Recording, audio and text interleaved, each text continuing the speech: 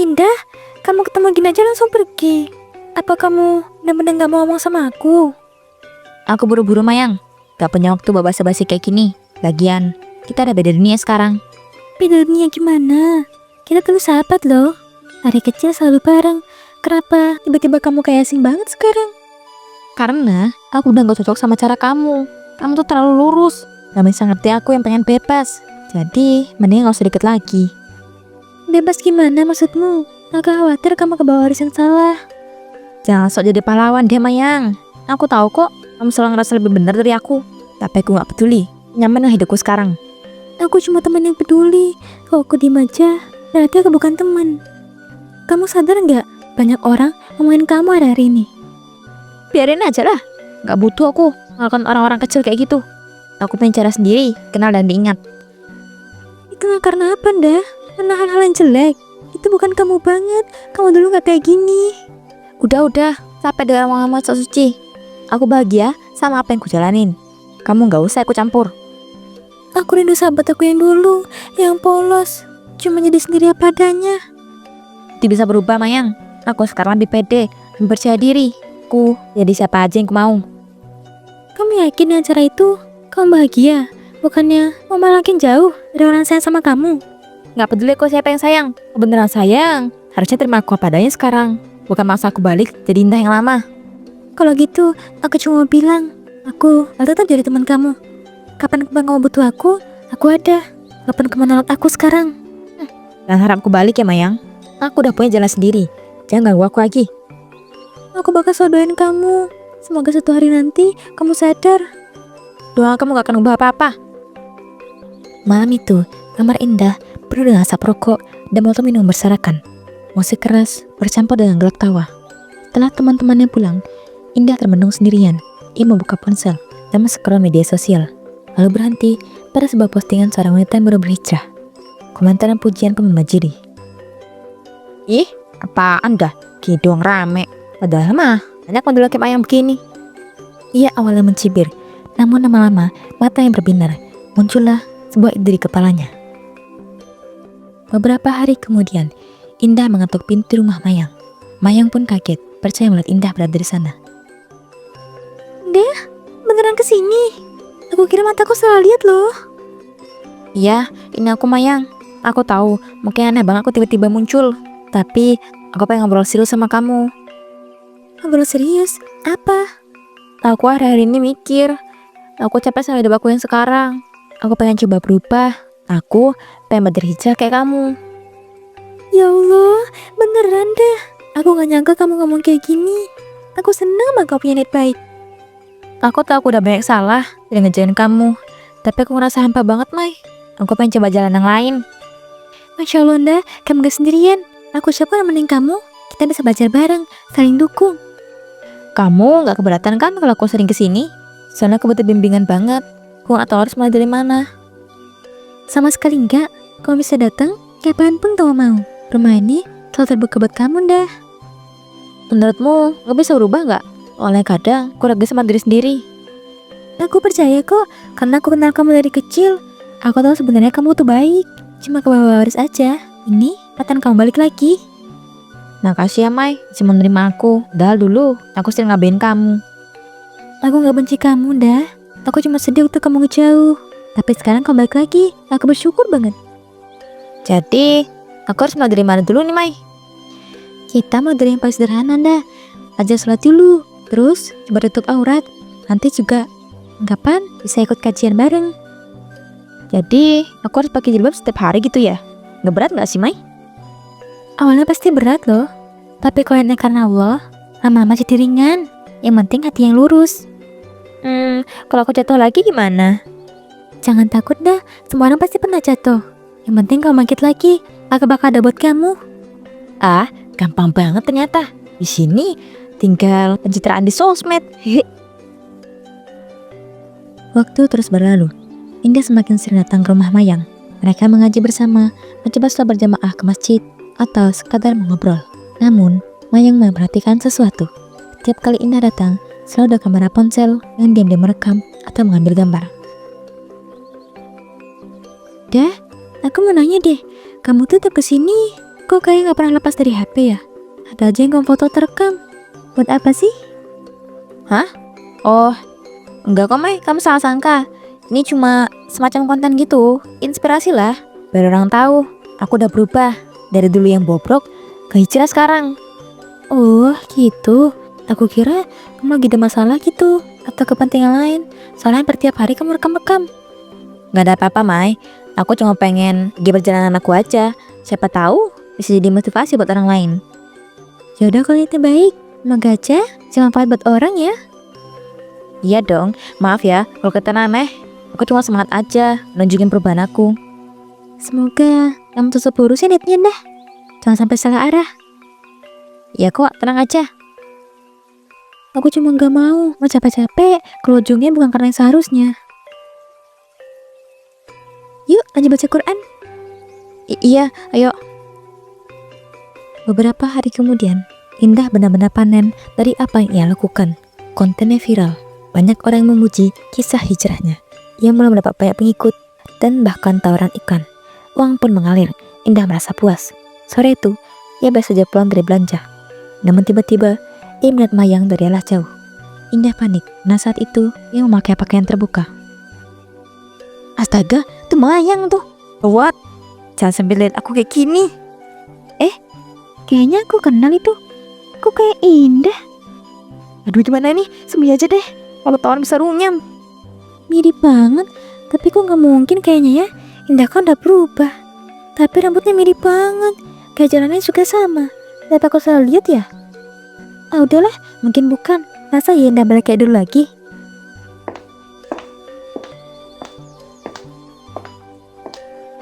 Hampir aja ketahuan. Untung dia gak nyusulin. Kalau sampai ketahuan, semua yang udah kebangun bisa runtuh. Larang, aku harus lebih cerdik nutupin semuanya. Malam itu, Indah duduk di kamarnya dengan wajah bosan. Beberapa hari terakhir, ia terus menempel dengan Mayang. Belajar soal hijrah, ikut kajian, dan konten demi konten ia rekam. Tapi malam ini hatinya gatal, ingin kembali ke dunianya yang semula. Ia membuka lemari, memilih pakaian terbuka, dan mengambil dompet tebal uang dari hasil konten hijrahnya. Namun sandak pergi, ponselnya berdering. Itu Mayang. Dah, maaf banget ganggu. Kamu bisa gak sekarang ke rumahku? Aku butuh bantuan. Hah? Malam-malam gini, Mai? Ada apa? Aku harus ke terminal sekarang juga. Ibuku di kampung sakit.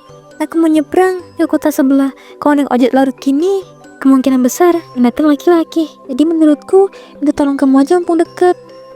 Oh, gitu. Yaudah, gue kesana sekarang. Tunggu ya. Makasih Indah, aku tunggu. Dengan terpaksa, Indah mengganti lagi pakaiannya ke gamis dan juga hijab. Wajahnya kesal, ia benci ini. Tapi mau tak mau harus menjaga citra. Tak lama kemudian, Mai, ibumu kenapa sih? Kok udah masuk rumah sakit mendadak gitu? Katanya tadi jatuh, usia kan udah tua, jadi gampang sakit. Gue gak tenang kalau gak lihat langsung. Kamu gak takut naik bus malam-malam gini? Takut sih, tapi demi ibu aku berani lah. Aku yakin Allah jagain. Kamu bangetnya sama keluargamu. Iya Nda, buat aku keluarga itu segalanya. Aku mungkin gak punya banyak, tapi kalau ibu butuh, aku bakal selalu ada. Kalau aku tuh jarang banget mikirin keluarga aku kayak kamu. Kamu masih punya waktu kok. Dekat lagi sama keluargamu Nda. Jangan tunggu nanti nyesel. Iya sih, tapi aku merasa udah jauh banget sama mereka. Makanya sekarang teleponan aja jarang. Semua bisa diperbaikin kok, asal ada niat. Sama kayak hijrah, kita gak bisa sempurna, tapi niat kembali, itu yang penting. Tak lama kemudian, mereka sampai di terminal. Mayang turun.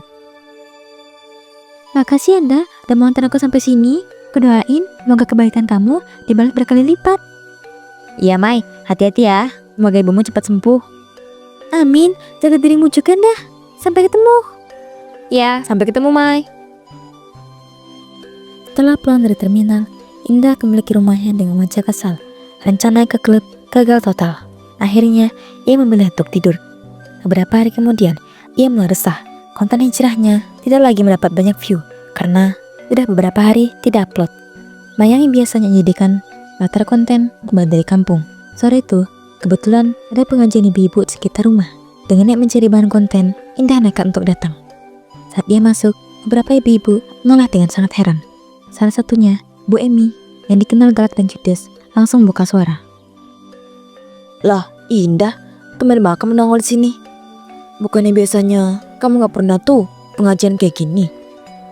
Iya Bu, saya kepikiran aja pengen ikutan, biar ada tambahan ilmu juga. Oh, kalau Mayang sih saya nggak heran, tapi kalau kamu, agak susah ya percaya. Iya Bu, saya tahu kelihatannya mungkin aneh ya, tapi orang kan bisa berubah. Nah saya pengen coba pelan-pelan. Berubah tuh bagus, tapi jangan cuma sebentar doang. Banyak tuh orang ikut kajian, kayak 2 kali, habis itu hilang. Insya Allah saya serius kok Bu, makanya saya mulai datang dari sekarang. Ya kita lihat aja nanti, semoga beneran ya. Jangan cuma ikut-ikutan doang. Iya Bu, doain aja ya semoga saya istiqomah. Yaudah, duduk sana. Pengajian pun dimulai. Indah duduk di barisan tengah, tampak memperhatikan. Diam-diam, ia membuka kamera ponselnya, mengambil beberapa rekaman untuk keperluan kontennya. Usai pengajian, para ibu-ibu mulai berkemas. Bu Emi kembali menghampiri Indah. Nah, gimana rasanya ikut pengajian? Baru kali ini kamu muncul, agak canggung gak? Alhamdulillah, enak kok Bu. Saya pengen dapat pencerahan juga. Semoga aja besan saya ya. Semoga aja. Tadi saya bilang, jangan sampai datang sekali, terus gak kelihatan lagi. Insya Allah saya konsisten Bu. Apa yang benar-benar berubah? Ngomong-ngomong, saya lihat tadi kamu sempat pegang HP. Ngapain itu? Oh, itu Bu. Main tetap aja kok, biar aku gak lupa. Seharusnya kalau lagi kajian kayak gitu, jangan lihat HP. Fokus dulu kalau mau beneran. Enggak kok Bu, saya tetap nyimak kok. HP cuma sebentar aja. Ya udah, besok-besok diperhatiin lagi ya. Iya Bu. Dasar orang kayak gini, nggak sok suci. Beberapa hari kemudian, Mayang akhirnya pulang dari kampung. Setelah memastikan kondisi ibunya membaik, kabar itu terdengar oleh Indah. Tanpa menunggu lama, ia datang bawa makanan ke rumah Mayang. Assalamualaikum Mai, aku bawa makanan nih, sekalian kangen kamu juga. Waalaikumsalam dah. Ya ampun, kamu rapat banget bawa makanan segala. Nggak repot kok, aku senang bisa main kesini lagi. Gimana kabarmu? Terus ibu kamu gimana? Alhamdulillah, ternyata sakitnya gak terlalu serius. Udah pulihan sekarang, aku jadi lebih tenang. Syukur deh, aku juga lega dengernya. Aku sempat kepikiran, aku ada apa-apa. Kamu gimana kabarnya sama aku gak ada? Aku, ya gitu-gitu aja. Malah, aku kepikiran lagi nih. Kapan ya lanjut lagi belajar hijrah kayak kemarin? Soalnya aku butuh banget didampingin kamu. Iya sih bisa aja, tapi aku jujur ya, agak aneh dah. Soalnya aku tuh kayak ngerasa jadiin aku objek. Padahal hijrah itu bisa jalan sendiri loh. Objek? Maksud kamu apa, Mai? Aku kan cuma pengen belajar bareng kamu. Iya, tapi kadang aku canggung tahu. Kalau setiap kita kumpul selalu masuk kamera kamu, rasanya gak natural. Oh, jadi kamu gak suka ya kalau aku rekam? Aku kira gak masalah. Bukan gak suka, aku khawatir karena kayaknya semua jadi konten. Kalau memang hijrah, gak usah ditunjukin. Aku tuh nih ya, gugup pola baca sendiri. Kalau di kajian online, aku suka gak ngerti. Karena kamu sahabat aku lebih nyaman baca sama kamu. Aku paham dah, awal-awalnya oke kok. Aku senang bisa nemenin kamu, tapi lama-kelamaan tuh loh kayak ada yang janggal. Janggal gimana sih? Aku bukannya mau suzon, tapi menurut aku lebih baik hijrah itu jalannya biasa aja, tanpa semua konten. Karena kalau nanya campur, saya kebawa ke arah yang salah. Jadi, kamu anggap aku gak serius gitu ya? Nah, aku lakuin cuma main-main gitu.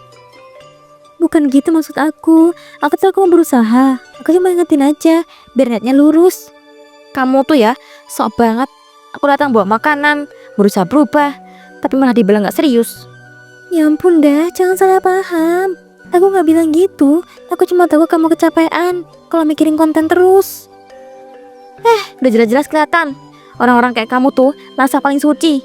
Emang paling bener aku sendiri. Orang kayak kalian selalu anggap aku rendah.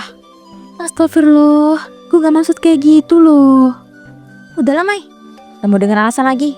Aku salah datang sini. Jangan pergi dulu dah. Kalau aku salah ngomong maafin dong. Makasih udah bikin aku sadar. Ternyata aku gak pantas ke sama orang sok suci kayak kalian. Dah, jangan ngomong gitu. Aku teman kamu. Malam itu, dengan hati penuh amarah, Indah melempaskan dirinya ke klub. Di sana, ia bertemu dengan seorang pria bernama Andi. Andi duduk di sebelahnya. Akhirnya aku bisa bebas lagi. Ada yang ceramain aku pakai baju begini, karena sok suci. Wah, kamu kelihatan lagi nyimpen banyak unek-unek. Ceritain aja sama aku. Aku tuh nih ya, nguaksam perempuan-perempuan sosok ini tuh pura-pura tertutup, padahal dia munafik. Termasuk teman aku sendiri, namanya Mayang. Oh gitu ya, berarti dia yang bikin kamu kesel. Ya udahlah, nggak usah diambil pusing. Hidup itu buat dinikmatin aja. Aku pengen bebas, pengen ketawa, pengen minum sup puasa tanpa ada yang ngatur aku. Kita senang-senang bareng malam ini. Kita kan masih muda. Sayang banget kalau dipaksa buat mikirin aturan-aturan yang bikin tertekan. Iya, aku mau lupain semuanya. Minum lagi, ayo tambah lagi. Andi terus menambah minuman Indah. Hingga tak lama kemudian, Indah merasa pusing. Kepala aku muter, aku gak kuat. Udah, istirahat aja. Sini aku bantuin. Indah semakin sempoyongan, pandangannya buram, hingga akhirnya ia tak sadarkan diri. Yang terakhir ia ingat adalah Andi memapahnya keluar dari klub.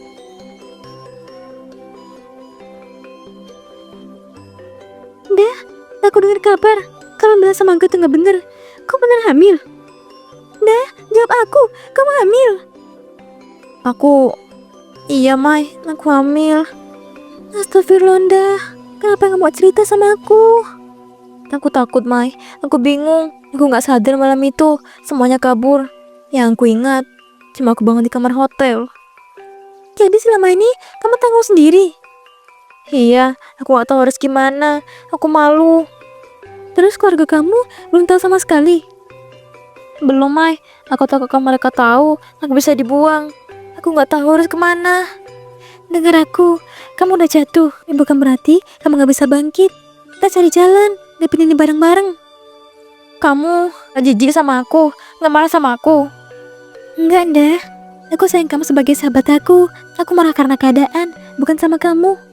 Mai, aku benar-benar nyesel. Kalau bisa putar waktu, aku gak mau semuanya terjadi. Udah, sekarang yang penting jaga kesehatan ya. Buat kamu sama bayi kamu. Bayi? Bahkan gak siap jadi ibu. Aku gak tahu harus gimana. Kita pikirin pelan-pelan dah. Untuk urusan keluarga kamu, nanti kita bicara baik-baik. Aku bakal ada buat kamu. Indah pun menangis dalam pelukan Mayang. Meski hancur, meski penuh penyesalan, setidaknya masih ada satu orang yang mau menggenggam tangannya di tengah penyesalannya.